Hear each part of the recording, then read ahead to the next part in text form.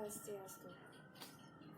Saya Niluh Gede Dinda Marinda, penyuluh agama Hindu non-PNS, Kementerian Agama Kabupaten Lumpur. Pada kesempatan ini saya akan membawakan dari wacana yang berjudul Cukup dari Syukur. Kata cukup mempunyai makna yang luas dan universal. Menurut Kamus Bahasa Indonesia, kata cukup dapat diartikan memenuhi kebutuhan atau memuaskan keinginan. Bagi saya pribadi berpendapat, kata cukup berarti kita dapat melihat sejauh mana kemampuan kita dalam melakukan sesuatu. Misalkan saja saya mengambil contoh ketika kita belajar di sekolah ataupun di kampus. Kita belajar 1 semester, kemudian akan menempuh ujian akhir. Setelah itu nilai akademik akan keluar. Saat kita mendapatkan nilai A, senangnya bukan main. Kita merasa diri pintar, cerdas, serta ungkapan-ungkapan lain yang cenderung memuji diri sendiri. Sedangkan ketika kita mendapatkan nilai B, kata yang keluar adalah untung.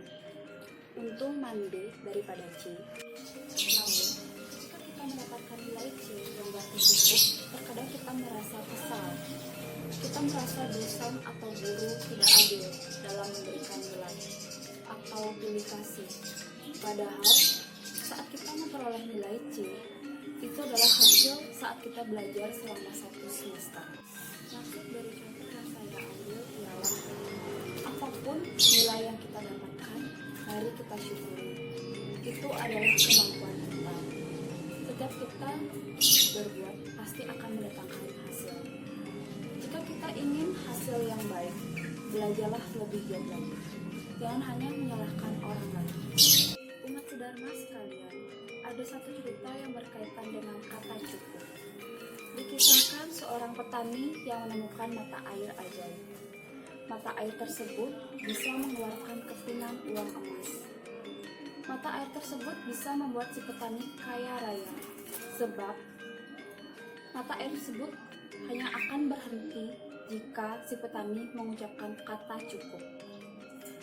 Seketika si petani terperangah melihat kepingan uang emas yang berjatuhan di depan matanya. Diambilnya beberapa ember untuk menampung uang emas tersebut. Setelah semua penuh, uang emas tersebut disimpan di dalam bubur.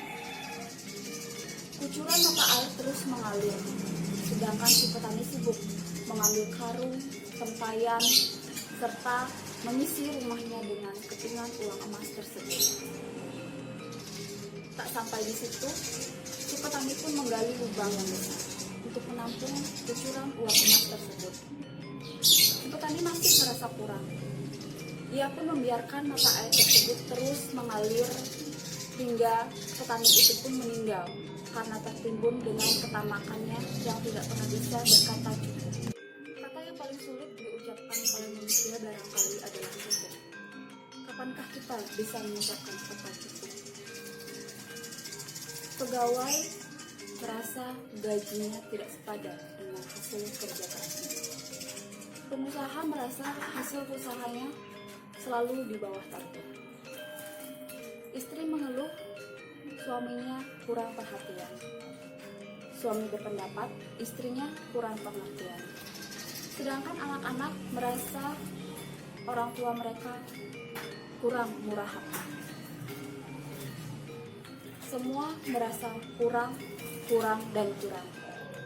Kapankah kita bisa merasa cukup? Cukup bukanlah soal berapa jumlahnya. Cukup persoalan kepuasan hati. Cukup hanya bisa dikatakan oleh orang yang bisa bersyukur. Mengucapkan kata cukup bukan berarti kita berhenti berusaha dan berkarya. Cukup jangan diartikan sebagai kondisi yang stagnasi, mandek, dan berpuas diri. Dengan mengucapkan kata cukup, kita bisa melihat apa yang sudah kita terima dan bukan apa yang belum kita dapatkan. Jangan biarkan kerakusan manusia membuat kita sulit untuk berkata cukup. Belajarlah mencukupkan diri dengan apa yang ada pada diri kita hari ini, maka kita akan menjadi manusia yang berbahagia.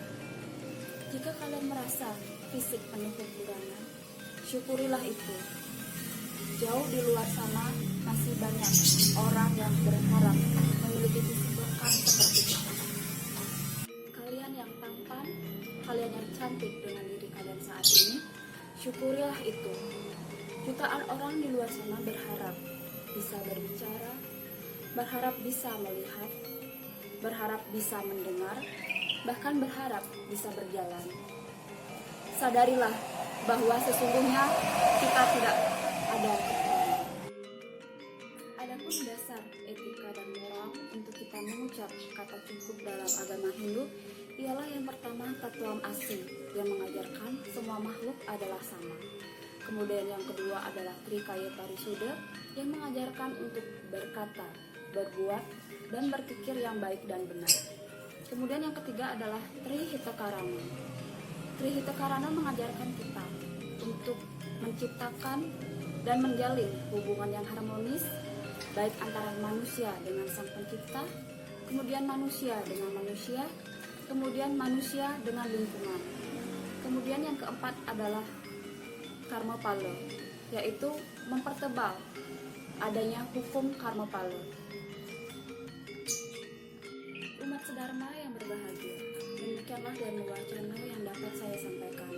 Semoga ada manfaatnya bagi kita semua. Akhir kata saya tutup dengan para santi. Om Santi Santi Santi Om.